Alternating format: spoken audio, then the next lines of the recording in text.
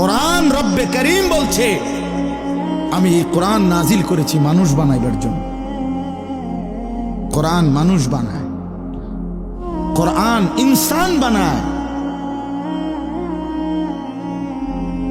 অতএব কোরআন থেকে বিচ্ছিন্ন যে জীবন, ও মানুষ হয় নাই, উপার্জনকারী প্রাণী হইতে পারে,